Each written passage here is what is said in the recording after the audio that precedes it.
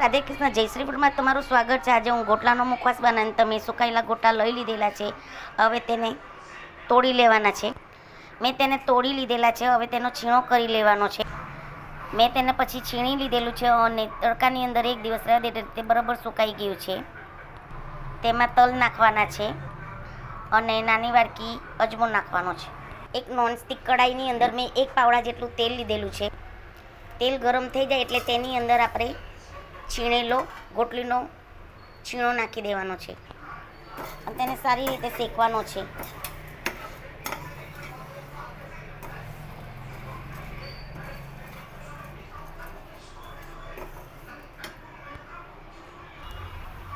મેં તેની અંદર 1 ચમચી જેટલો સંચર પાવડર નાખી દીધેલો છે। તલ અને અજમામાં બી મેં નિમક અને લીંબુનો રસ થોડોક નાખી દીધેલો છે અને તેને સારી રીતે શેકી લેવાનું છે। પછી તેની અંદર અજમો અને તલ ઉમેરવાનું છે। ગોટલીના મુખવાસને શેકતા મને 5 મિનિટ થઈ ગયા છે। તેને ધીમા તાપે શેકવાનો છે। પછી તલને અજમો ઉમેરવાનો છે। તમે જોઈ શકો છો કે આપણો ગોટલીનો મુખવાસ શેકાય છે। હવે ગેસ બંધ કરીને તેની અંદર તલ અને અજમો નાખી દેવાના છે।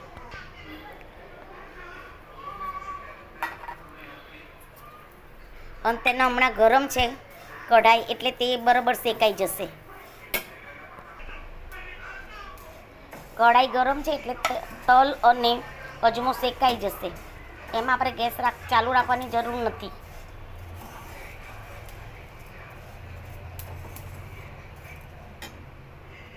તૈયાર છે આપણો મુખવાસ।